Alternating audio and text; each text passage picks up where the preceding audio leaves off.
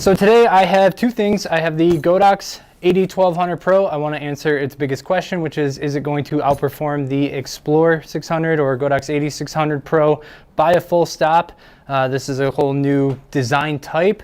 So we'll see, if it's going to have any line loss from its cable or anything like that. Hoping for a full stop there. And additionally, I do have the... This is the Godox VL300, so their newest and brightest LED. So we'll be going over that as well. All right, will you be testing the AD300 soon? Hero shots, you must have already missed that. I've got a detailed video out on it, and I did the testing live in the Godox user group, but that's the most recent upload I've put on my channel, so you can check out that. I didn't mean to leave this open. So this is my standard roller, and it's a Low Pro Photo Stream SP200, I believe is the model name. I keep two DSLR or two mirrorless cameras in here, along with like 7 or 8 lenses and 2 small flashes, triggers, batteries, and everything. That's my daily roller. I take this more to my weddings, and the only reason that it's actually up here is because I wanted you guys to see this next to a AD1200 case. So this is the case that is coming along with the 1200. As far as I know, this is going to be included in every type of configuration for it to be set. It is roughly the same size. One primary difference from my PhotoStream is that my PhotoStream has swivel wheels. This does not. It's only forward and backward, but it is roughly the same size, at least in like height and that, but it's a bit thicker of a bag than my PhotoStream case. Just wanted to start with that, and now I can get rid of this. Yeah, Hero, go check that out. Okay, so I've covered this not only from pictures when I first saw it online, not only on a video when I first saw it in person, but this is my first time where I actually get to kind of handle it. Now, it's actually snowing in Michigan. I'm going to test this. I want to show you guys what this is capable of outdoors, because stop tests, some people get it, other people, they need to see the visual results of it. So my wife has lovingly agreed to be a subject, and we're just going to go out on the next sunny day. But right now it was like high 50s the last 2 days, and today it's snowing out in Michigan. It's like snowing and then blue skies snowing, but it's cold, not fun to be outside, and it's quite windy out today, so we're not testing it today, but I will get this out, and that way I can share with you guys some visuals in a more comprehensive video. All right, quarantine beard is becoming full Viking. Yeah, I think I'm ready to cut the beard, actually. I think it's starting to like wave outward. And yeah, I think it looked better, more polished when it was shorter, but I still gotta wait until like I can't cut this stuff. I don't know what the hell I'm doing. I don't have hair to maintain regularly, so I'm very inexperienced unless it's actually shaving or kind of trimming with guides. But when it comes to like longer styling, I don't know. So it's gonna be pretty massive until I can get to a barber. All right. Primary components. So out of the case, we've got this additional case right here, and inside that is the entire battery power module. We'll take that out in a second. Additionally, we've got the head right here, Bowen's mount, and then charger. Quick note about the charger. I've had the AD1200 Pro for about, I don't know, a week and a half now, but I didn't have a battery for the AD1200 Pro, and the reason was that they could fly ship me all of this. They could ship it from China on planes to me, but the battery could not fly. So the battery I actually had to wait to make it via ground, which is why there was such a big gap in between when I received everything and when I received the battery. So I've been staring at this thing for like 2 weeks in my room, just tempting me, and I've been able to do absolutely nothing with it. But the whole point of that was today I got the battery, and it was blinking at like 1 charge when I first plugged it in, and it was fully charged in 3 hours, which is quite impressive because this battery is massive. I also like the action on removing it. So this is the WB1200H battery. Again, there's going to be two versions of this battery, one that can fly, one that cannot. I don't know what type of performance dip we're going to see with the battery that cannot fly. I'm assuming it's going to be a reduction in the recycle speed, but ultimately this is the powerhouse battery that cannot fly. And let me show you guys that again, because that's the first time I've ever done that. Flip up and you get this little handle. Now it's still locked, so you have to kind of pull on the handle and lift up on the switch. It's really nice. So it's not just going to accidentally slip out. All right, so this case, little additional notes. There's some like zippers right here, and one of those is for a pouch for a rain cover. You guys know what a rain cover looks like. I'm not going to pull that thing out. Covers the case in case it's wet. I don't know what this additional pocket down here is for. I guess just any accessories you might have, but it's a little odd in that it's kind of loose material, so you can kind of shove stuff up into this section or this section. I don't know, it's weird. A little odd. On the side you've got some buckles if you want to attach something else. I don't think that these are going to be like large enough to get a softbox or anything in.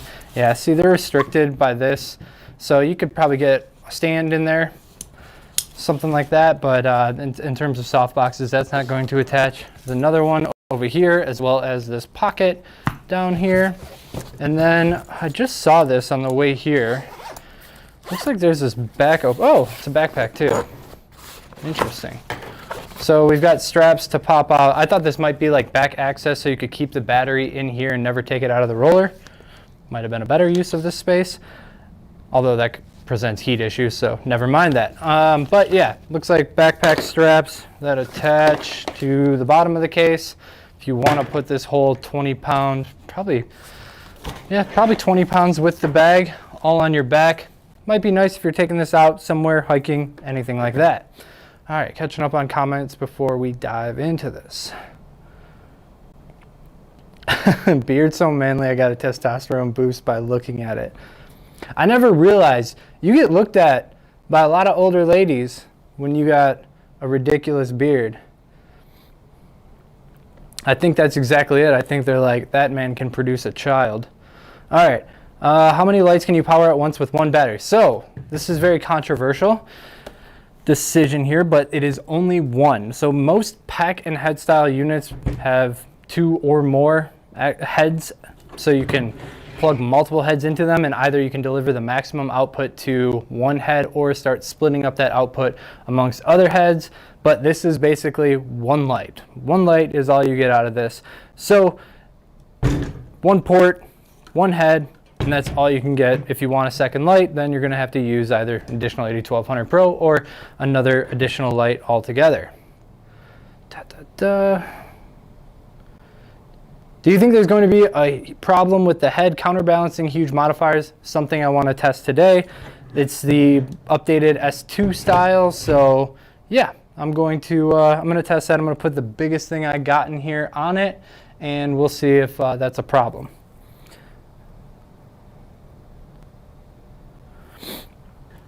Okay, so right now I already have a Godox.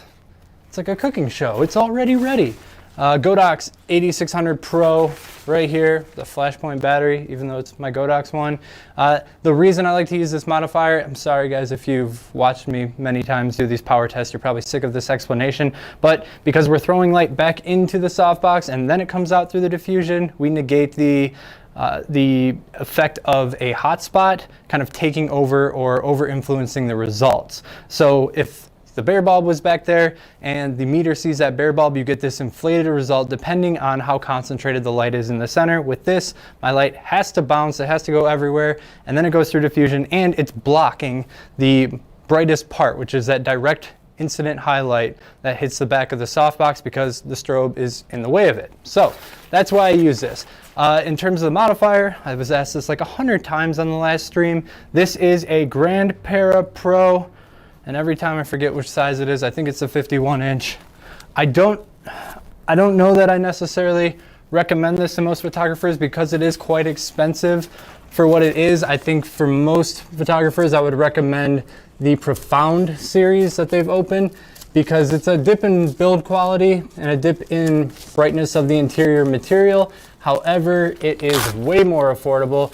You can get a 6-foot softbox with the focusing rod for $420. I've got one over there. Still haven't used it because I've only owned it while in quarantine. All right, turning this on, channel 5 group C. I'm gonna leave a little section for me to peek back in just to ensure that this thing goes to full power when I test it.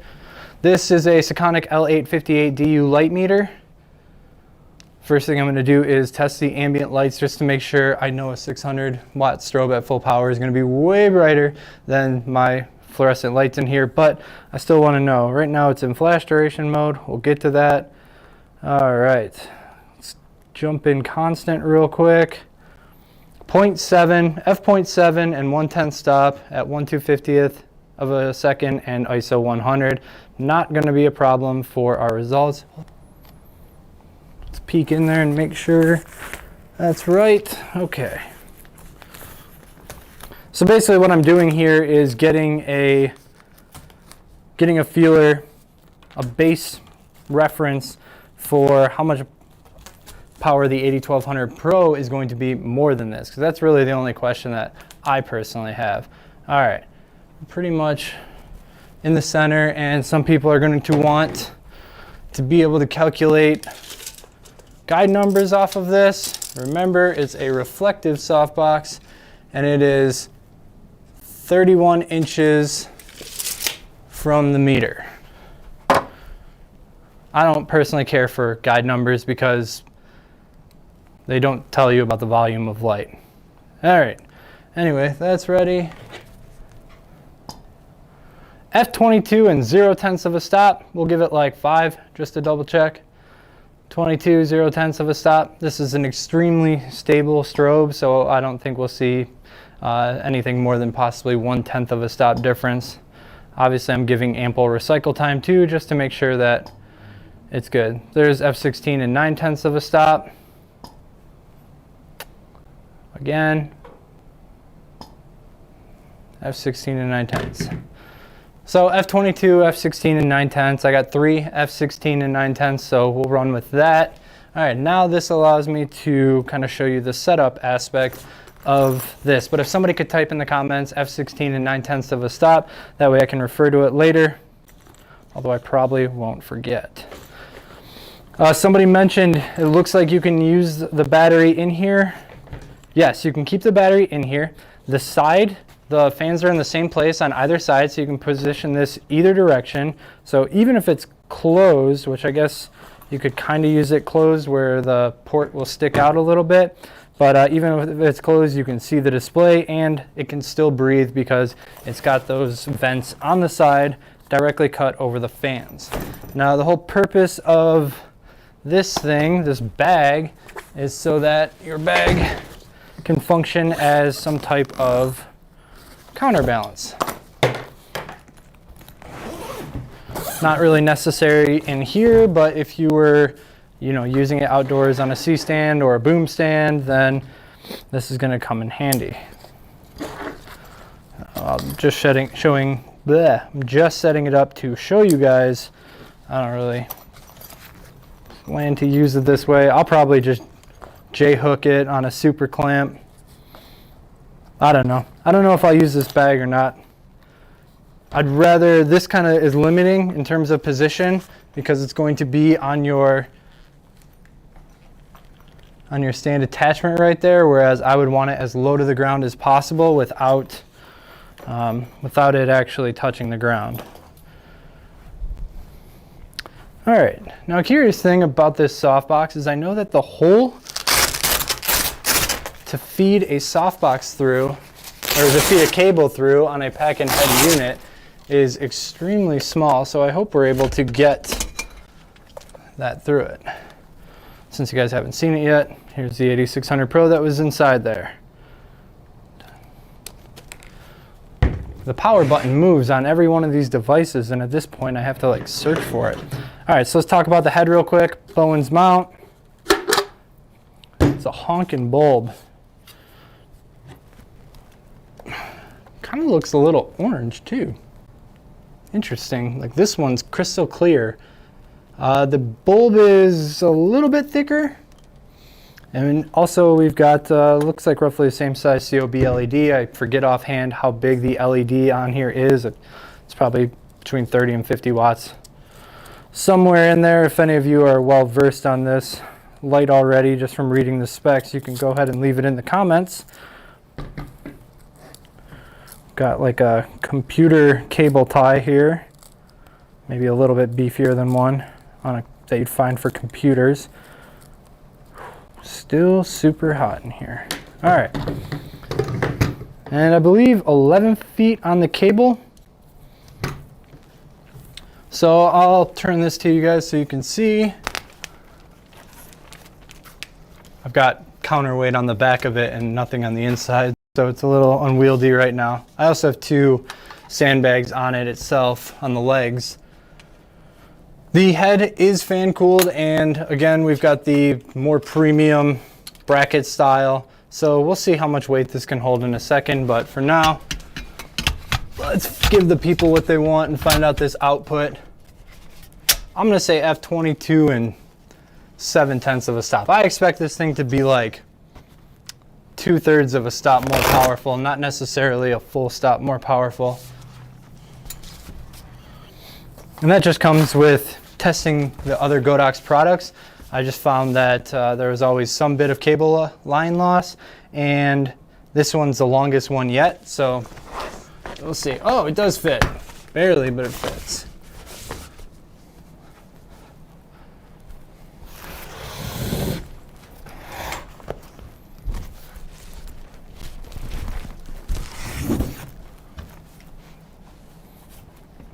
This should be on the bottom, but whatever.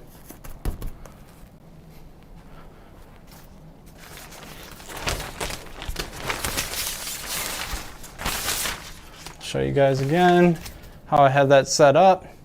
So the cable is looped through, that way you don't have it like sticking out down here somewhere. You can kind of position it, hang it over the back of the stand, and that way it's, you know, not on the floor anywhere that somebody could trip over.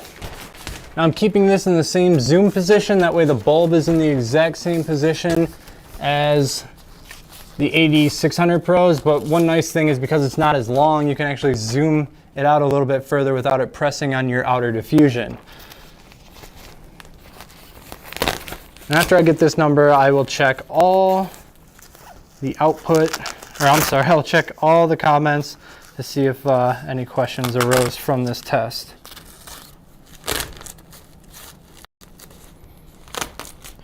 Now I remember when I used this in Vegas, I distinctly remember the wave of heat that you felt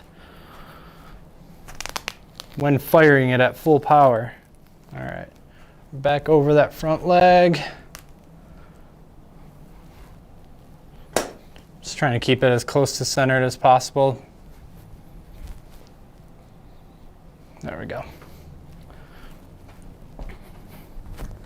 Actually, I should have enough room to bring that cable over here and show you guys how we're using it. We're just going to forgo this case for a minute, that way you guys can see better. It's a tight fit, by the way. It's very snug.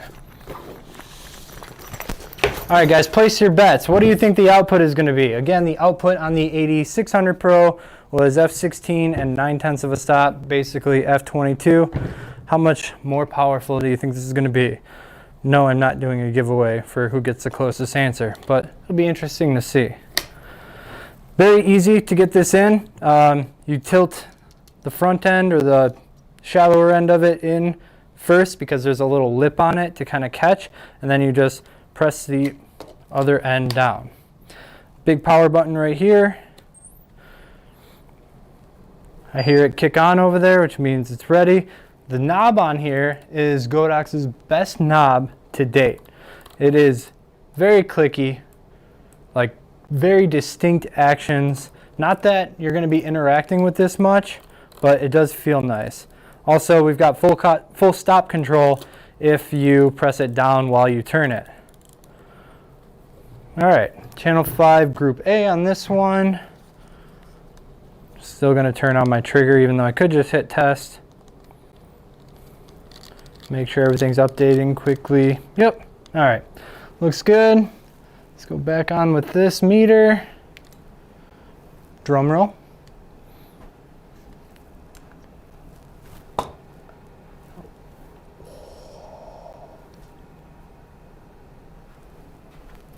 I got good news, guys. I don't want anybody doubting this. So I'm bringing the meter to you guys.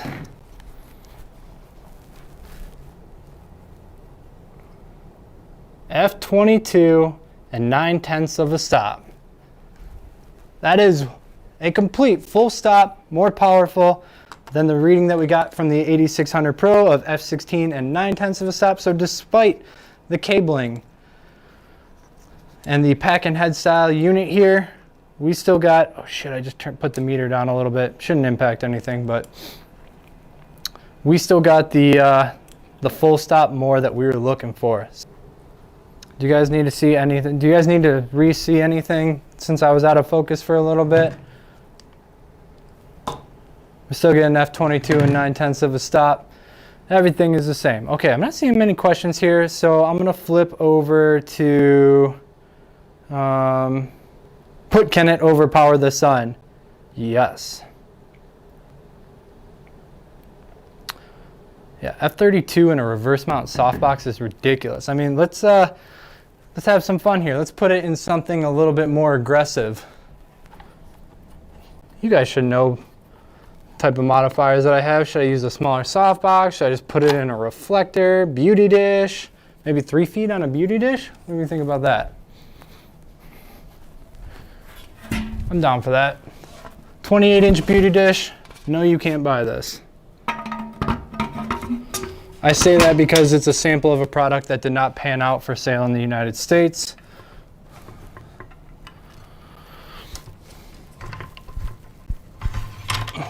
And yes, it looks quite familiar to the infamous Molaseti, which I actually have one of those. Technically, I own a Molaseti. Unfortunately, it's in Arizona.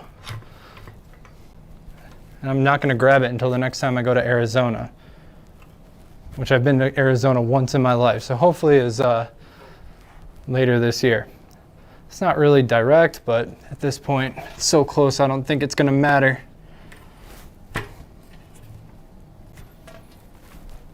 And clearly not 3 feet either.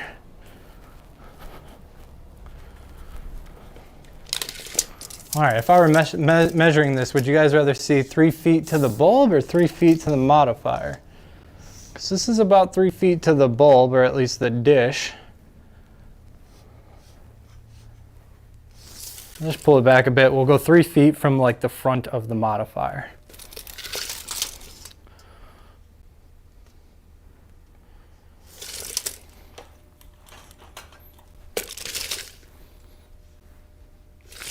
This is rough, so don't take this figure as if it's super accurate or try to build a guide number off of it, because it's not perfectly on, it's not perfectly at the same height, anything like that. Bets, gentlemen?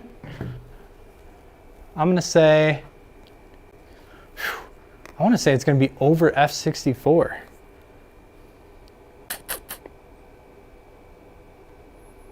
I don't know, because I just increased the size a little bit.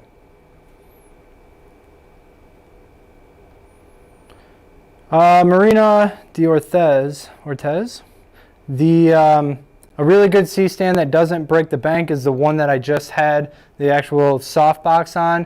That is the Flashpoint C-stand, really relatively affordable, and as far as I've used other basic C-stands, it's comparable. Really, most of them don't tend to break down over time like this one does, so that's something that should last you forever. All right, full power again. Let's power up the Sekonic L858DU light meter again. Is this how you guys planned on spending your quarantine, watching some bearded gentleman meter strobes? Is that a little weird? All right, type your bets now.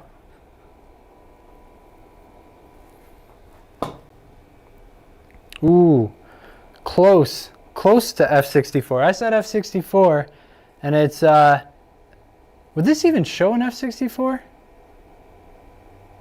Yeah, it would. F45 and 9/10 of a stop, which I believe, I never see these numbers. I believe is 1/10 of a stop away from F64. It's been so long. Is there anything in between there? I'm sure someone smarter than me knows offhand. I mean, that's double F22 and 9/10 of a stop. After F22 is F32? I don't know. These numbers aren't working in my head, but F45 and 9/10 of a stop, that's definitely brighter than you're gonna need outdoors in sunlight. So if you've got a softbox or a beauty dish pretty close to your subject, you're talking about being able to underexpose the background by, let's say, sunny 16 rules.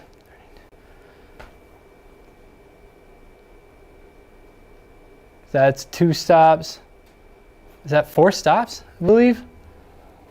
Again, these numbers are getting way too high. But yeah, I believe that's going to be 4 stops higher than sunny 16, which means that we could actually double this distance twice. So we could go to 6 feet and then to 12 feet, and only then would we yield about sunny 16 settings. So you'd be able to use this really far away in a beauty dish to balance outdoors. Now, obviously that would cast like a ton of light, and you'd probably want something more like a long throw reflector for that, which would concentrate the light even more. So this thing is going to be effortless when it comes to, and extremely flexible when it comes to using outdoors. Okay, sorry, I never see these numbers, which is why I went so brain dead about them for a little bit, but I believe it's F22, F32, 45, 64. I don't think I've ever seen the number F45. I just think about F64. All right. Revisiting real quick the computer so I can see comments in the other groups. That way I can check up on comments here.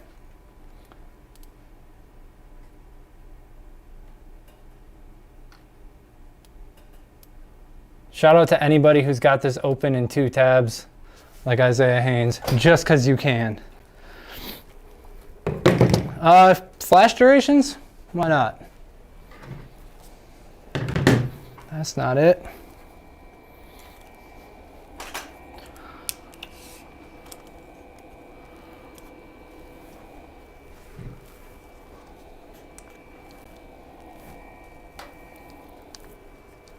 You see me turn away? I almost hit test while that thing was right in my face. T.1 flash duration. 1/210th of a second, so enough for your DSLRs. Maybe a little bit of an extra burn there, but yeah, that's oof. I don't know that I would suggest using this thing in small spaces indoors like this, because man, you can smell that burning that happens just from the strobe, just from the sheer power of it. Let's go down. Let me see, like a 1. Actually, you know what I need to check is if the stable color mode is on. It is not. Okay. Let's go down to 1/256. That feels so foreign for 1/256 to be that bright, right? I'm used to it being such a gentle flash, and that's still pretty powerful. 1/8550th of a second. And again, right here, ISO 100, 1/250th of a second, we're getting almost an F8, 5, 6, and a couple tenths of a stop, 5, 6, and 7 tenths of a stop. Yeah, so the fact is you're still getting a ton of light output at that 1/8000th of a second, whereas typically you go something like an AD200, you're working with a very little output when you get to its very high flash duration. So this is going to be capable of not only freezing action, but also doing so while still delivering enough power to keep up with a higher f-stop, f4, f5. You know, f8 ISO 200 would be no problem for this, and you'd be able to keep it relatively close and get a high action stopping potential flash duration. Color?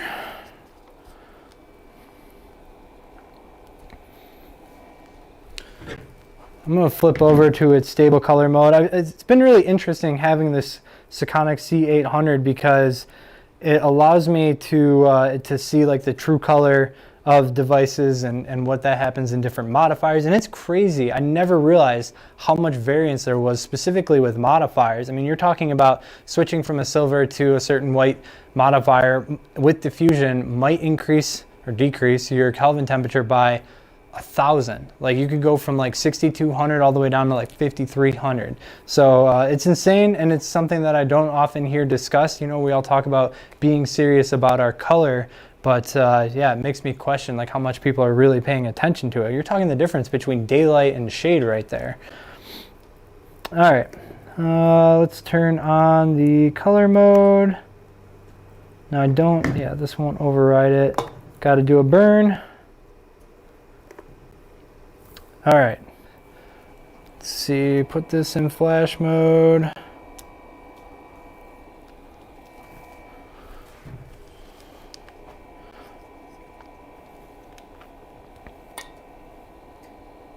Yeah, see, we're at 6358 in this beauty dish. Now that's at 1/256 power. I'm gonna go to the other extreme and we'll do full power.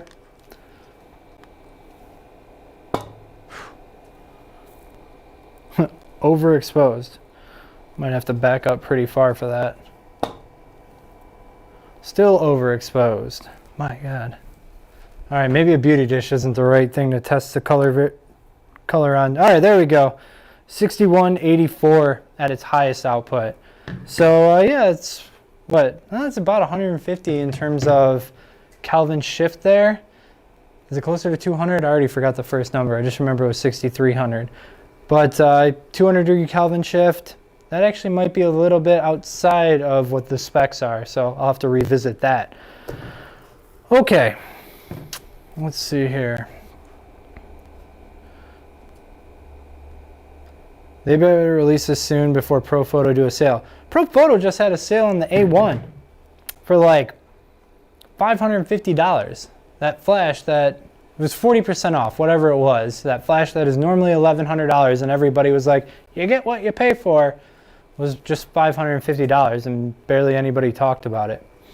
So I don't know what that says. I thought the same thing was odd when the I think it was the Interfit S1 originally went on sale. It just came down so far from its normal price that you wonder like, I think you guys might be capable to reduce the price a little bit. Yeah, before I turn this off, let me see what the modeling lamp looks like. I'll dive in deeper here for the full video. But okay, this is at 20%. I'll shut down my lights in here for a second.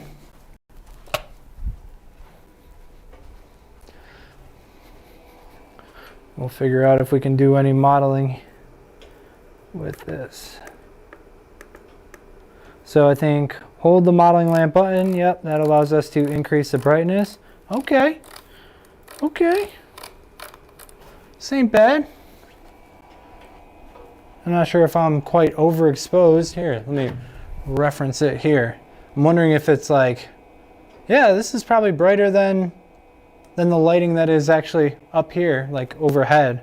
So yeah, it's not going to be bad for using in a studio. Even if I had my lights on, I might be able to see the pattern that portrays. But in terms of outdoor modeling, guys, I just don't think that's going to be the ticket. So okay, now that I have my lights on here and referencing, yeah, I can kind of see that it shows the pattern on my face from this light. Light is additive after all.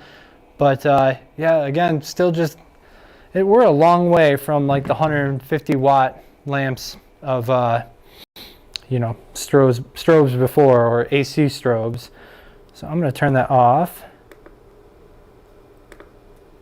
There is a proportionate mode that will go up and down as you increase the output of the strobe. So right now I'm turning down the power of the flash, and the LED lamp is also going up and down accordingly. And there's a little bit faster and full stops. I'm not even sure if you guys can see that. So yeah, stuff that you'll be used to if you're a studio photographer using lots of AC products. But I just think that these things are more geared towards outdoor use. They can't go that aggressive on the LED power because then it would tank the battery really fast and probably require a larger fan as well to dissipate the heat. But you know, they try to put as much as they can on there. And I think with this being such a big step up in terms of battery and unit size, the fact that they didn't go any brighter here is just kind of showing that I think we're pretty close to the limit of what we're going to see for a while. eBay,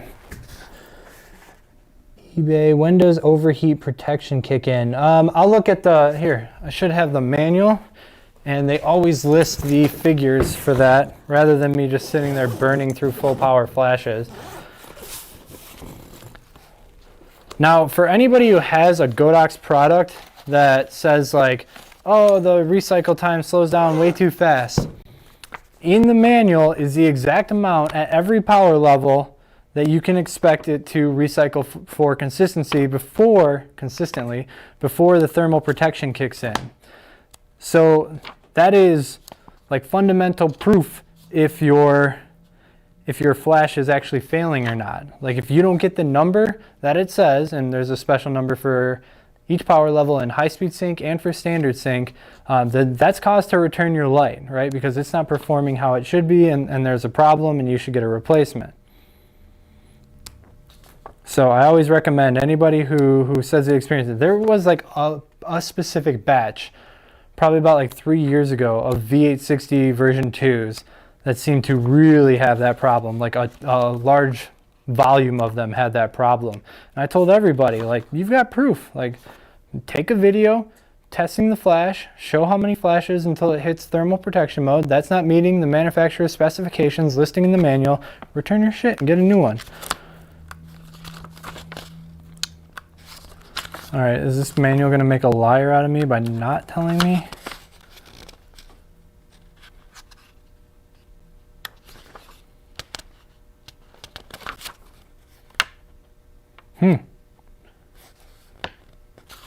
Well, I guess that's kind of a boring test for people to watch here, so I will find out that figure myself. Unless it just means that it can just go all day until the battery goes, because the thermal protection is normally for the battery, and this is a massive battery. So maybe between the battery and handling it, this thing can just, maybe between the battery and the excessive cooling, maybe this can just handle it constantly. I also think most pack and heads on the market in terms of competition don't ever run into a thermal issue. So nothing in here, so I'll test it later.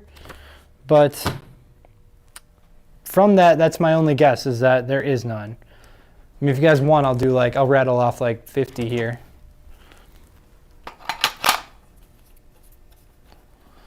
Away from my face. Let's try 50 full power flashes in a row. Thrilling quarantine content. Full power. Let's turn that modeling lamp off though.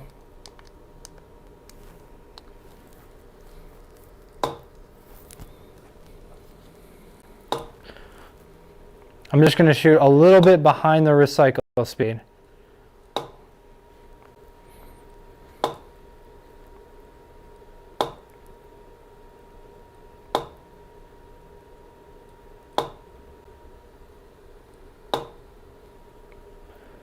Ten.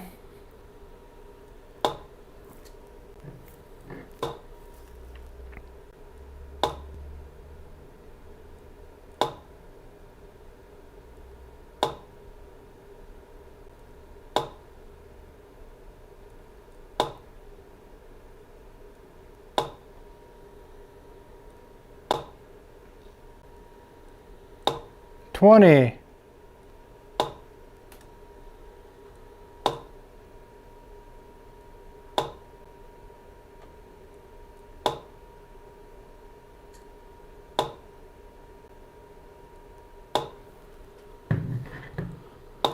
I just don't want to see like 30 or 40. I think this is 28.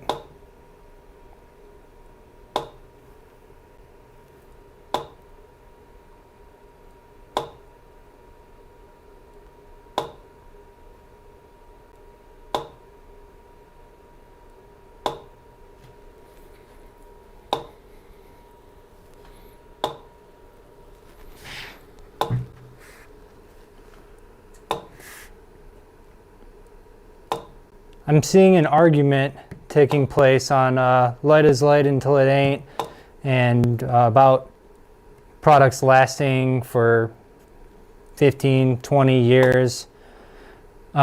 Here's my personal opinion on that. I don't know that I care if a product lasts 15 years anymore, because the speed of technology is changing way faster than what it was 20 years ago.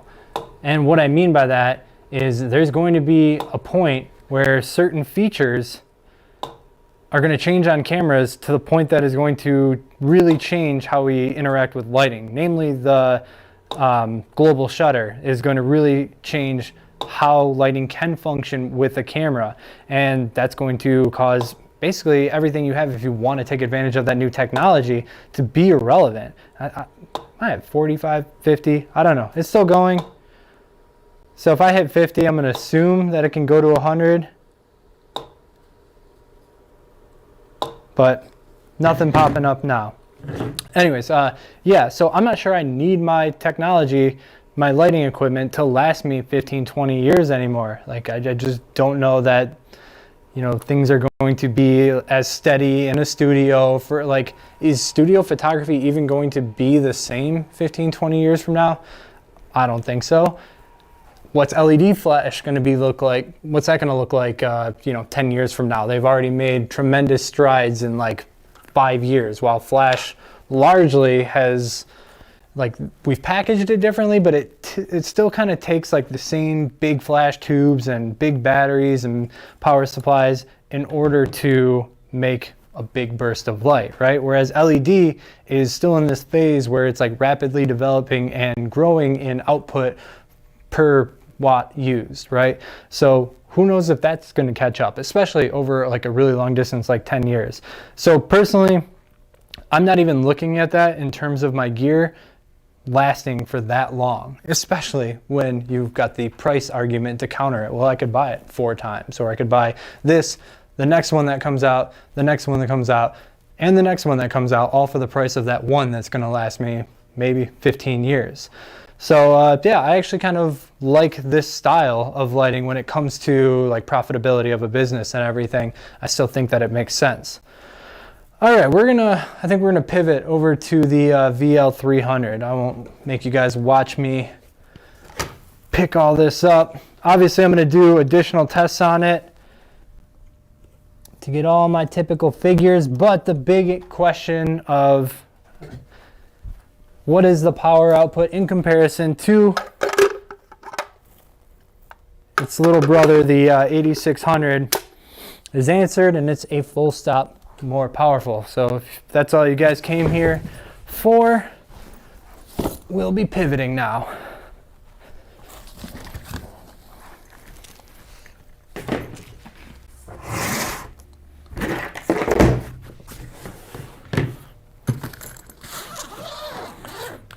Big upgrade in cases from Godox.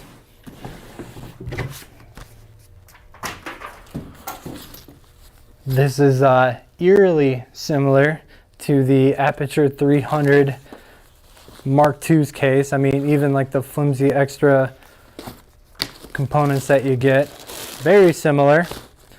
This reflector is quite similar to Aperture's 300D Mark II in that it features this like ribbed design that focuses light more. Curious if it has the exact same beam angle as the Aperture. But this part's different.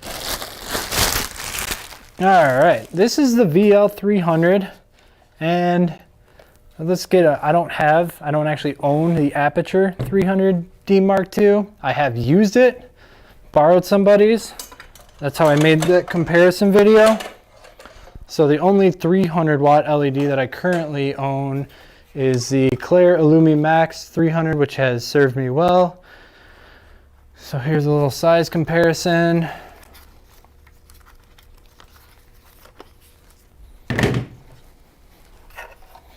Definitely beefier up top, maybe not quite as long, but it's definitely way thicker, that's for sure.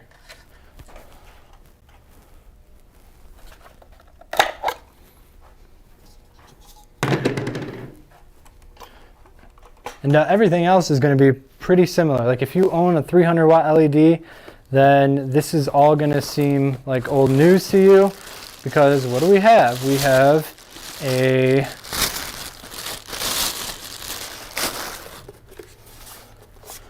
control panel that is going to feature 2 V-mount batteries. Here's the control panel for the Clar Illumi Max. Right, we've got a dial. We've got 2 V-mount batteries on the back. Like this is pretty much the script, right? For any type of 300 watt LED, you need 2 V-mounts to power a single 300 watt LED. So, you know, there's kind of limited in terms of how they can design this. Although I'm always surprised that they didn't go with something shorter with the V-mounts on either side. Kind of like what we've seen from the four V-mount batteries that are going to be on like 500 and 600 watt LEDs that are coming. All right, power cable. So we're going to need 3 cables. You need a cable from the wall to the power brick. You need a cable from the power brick to the control panel. And then you need the control panel to the light itself. And that does 2 things. That allows you to keep all this connection and interface off of the LED itself. But it also, typically you have some additional heat from the power. So by that unit being away from everything else, although curiously this power unit doesn't have a fan. Every other 300 watt LED I've seen has had a fan on it. But anyways, it's away from your light, so it's not generating that extra heat in there. Obviously, if all that stuff was on the light would be much bigger and much hotter.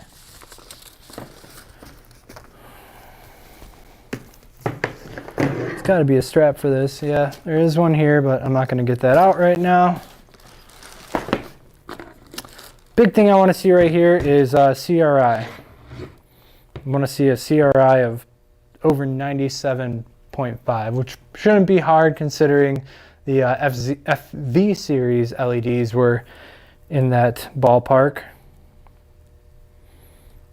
But I can also do a output test if you want to see compared to the Clar Illumi Max 300, which you can cross-reference with the video that I posted comparing the FV, Clar Illumi Max 300, and the Aperture 300D Mark I.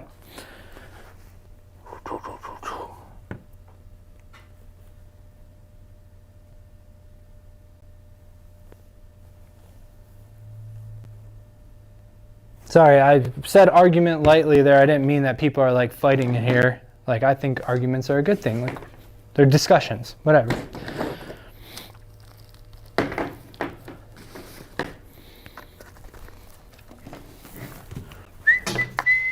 I gotta tell you guys, I've been home for, what, 28 of the last 30 days, and this is the second time I've come here to the studio to do this, and it just feels so nice just to be around, not only to get something done and get information out to people, but to like be in this environment, because I haven't shot anything in so long. Like, I miss working at the university and taking portraits. For a while I was kind of in this mood of just like, screw it, I'm not going to do anything, I'm not going to work on anything, but that only works with me for so long until I've had my fill of the vacation. I was geared up to have a really nice April. I was supposed to go to Hawaii for, I think like 11 days, 12 days, and I was supposed to go to Utah for another 4 days. So I was gonna get my mountain fix. I was gonna see, you know, the beaches of Hawaii, get my warm fix and everything. So to say that this April is not how I planned it,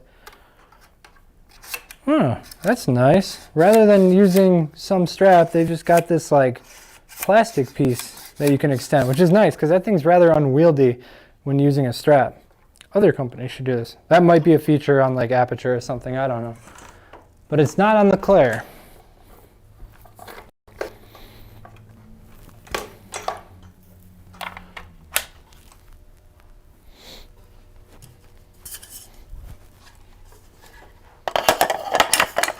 For what it's worth, I'm not complaining about my quality of life when people are going through much worse things, but I was just trying to say how I went from looking forward to this month in terms of vacation and everything to being able to do absolutely nothing, and now that makes this kind of feel so good. All right. Power's on. Let there be light. Went straight for full power. That's what it was set up as. This is only 5600K. This is not bi-color. Fuck. Man. Haha. Damn. Has anyone ever done an LED test to see like if it's a viable use for tanning? I've actually wondered, there's a video idea that I thought was good enough that I actually wrote it down. I don't know that I'll ever do it. But I was wondering, with flash, like obviously you've got these insanely bright values, like this is nothing compared to the brightness of flash, but you've got them for extremely short periods of time. Like full power of the 1200 Pro is 1/200th of a second. So I don't know if that means that if you were to sit there and get hit by one 500 times in a row, is that like getting hit with it, constant light, for what, 5 full seconds? No, 2.5 seconds? These are the things I think about, guys. And I'm aware that I'm probably extremely overexposed. Oh.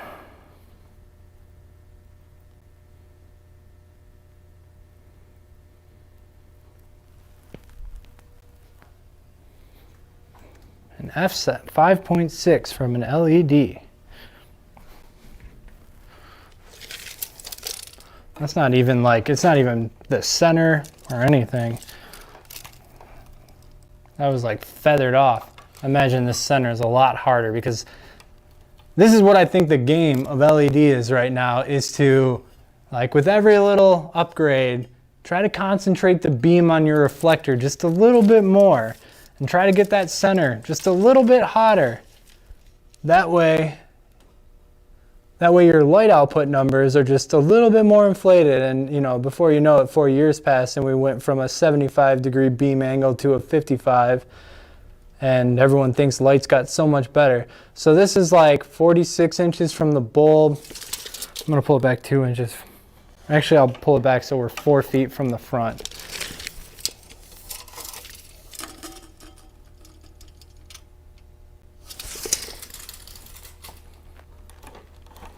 It's a very rough 4 feet. Oh, right on the money.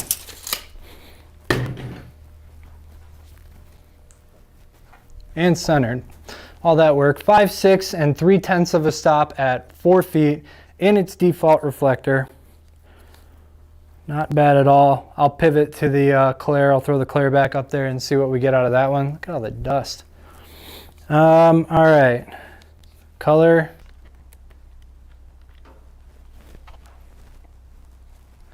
Shout out to Lonnie for the message. So I was distracted and did not notice that that camera went down. Battery just died. But yeah, testing this, we have a 5624 Kelvin temperature, right on the money with its 5600.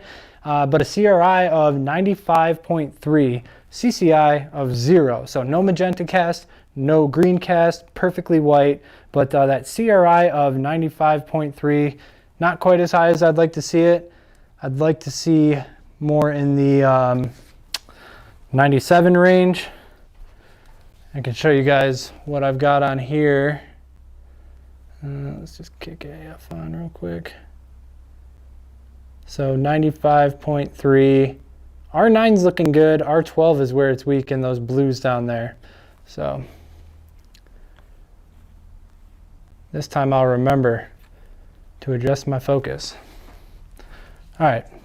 And now we'll flip this. I'll use this reflector on the Clar Illumi Max, and we'll see what the power is. I'm assuming it's going to be extremely close. But this Clar, let me remember right, the Clar was pretty median for its value, but the Godox lights punched up and the aperture lights were the weakest in a reflector. Can I be lazy here and just connect the Clar to this power supply? See, I like discovering real world solutions, just like you guys do.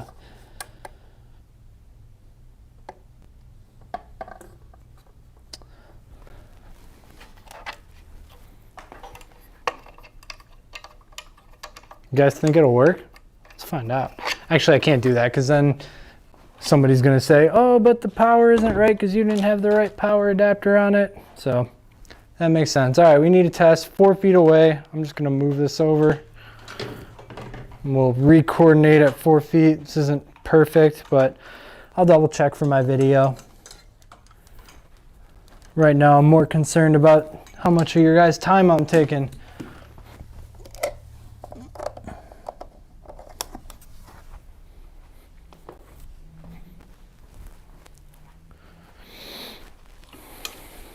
Now the Clar does not have a stock reflector like this with the design to kind of concentrate light more to the center. So it'll be interesting.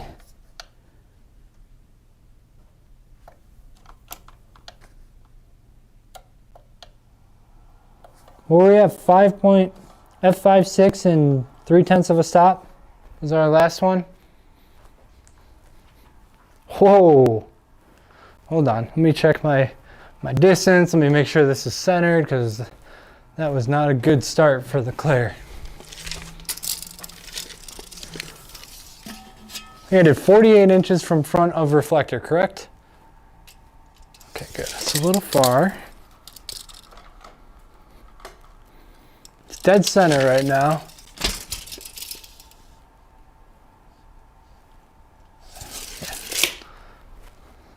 48 and a half inches, so I'm just going to give it like a tiny little nudge.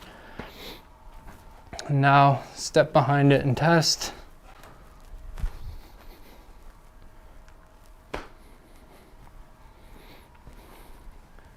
F4 and 6/10 of a stop. The Godox VL300 is 9/10 of a stop. No. 7/10 of a stop. More powerful than the Clar Illumi Max 300. If I recall though, this got like a 97 in terms of CRI.